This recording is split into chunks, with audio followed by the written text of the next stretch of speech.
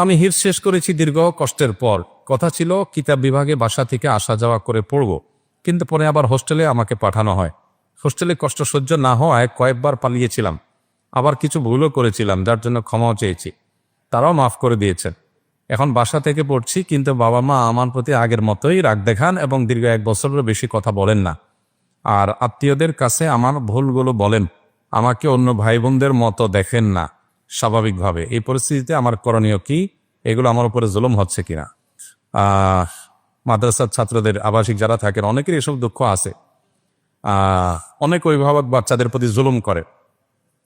কোনো বাচ্চা, কোনো ছেলে মেয়ে ছোটবেলায় ভুল করেছে, সারা জীবন সেটা বলে বেড়ানো, অন্যদের সামনে তাকে লজ্জা দেওয়া, এটা পরিষ্কারভাবে তাদের অধিকার লঙ্ঘন করা।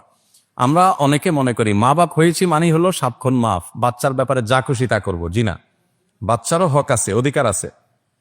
হুকুকুল আবওয়াইন যেরকম আছে, হুকুকুল ওয়ালিদাইন যেরকম আছে, হুকুকুল আওলাদ ওয়াল আবনা ওয়াল বানাতও আছে।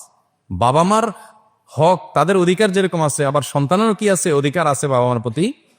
অতএব সেই অধিকারগুলো বাবা মাকে আদায় করতে হবে। এর ভিতরে একটা হলো সন্তানকে আপনি শয়তানের প্ররোচনা আপনি নানাভাবে তাকে অপমান করবেন, এর অধিকার নাই। যে 1 বছর কথা বলা হচ্ছে না, গুনাহ। 3 দিনের বেশি কোনো মানুষের সাথে রাগ করে কথা বলা বন্ধ করা জায়েজ নাই। নবী সাল্লাল্লাহু আলাইহি ওয়াসাল্লাম বলেছেন, লা ইয়াহিল্লু লিমুসলিমিন আন ইয়াহজুরা আখাহু ফাওকা সালাসি লায়াল।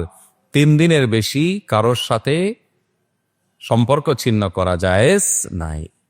3 দিন করতে পারেন। আপনার রাগ হয়েছে, অভিমান হয়েছে, ঠিক আছে, আপনি সাথে সাথে কথা বলতে হবে, জরুরি না, রাগটা একটু কম হোক 3 দিন। 3 দিনের পরে আর কন্টিনিউ করতে পারেন না। 3 দিনের পর আপনাকে কথা বলতে হবে। হ্যাঁ, 3 দিনের পর আপনার পুরোপুরি কথা বলতে ইচ্ছা করতেছে না, হতে পারে, তো শুধু সালাম নেন, শুধু খোঁজখবর নেন, ইশারায় নিতে হালকা কথা বলেন, একটু স্বাভাবিক হয় আস্তে আস্তে, কিন্তু এর বেশি না। দেখুন, ইসলামের সৌন্দর্য এই জায়গাটাতে যে ইসলাম চায় একটা সমাজ মিলেমিশে সবাই সমান্তরালভাবে সেখানে সুখে শান্তিতে বসবাস করুক। বিচ্ছিন্নতাকে ইসলাম কোনোভাবে অনুমোদন করে না। এজন্য আমাদের সুস্থ থাকবার প্রয়োজনে আমাদেরকে দিন পালন করতে হবে।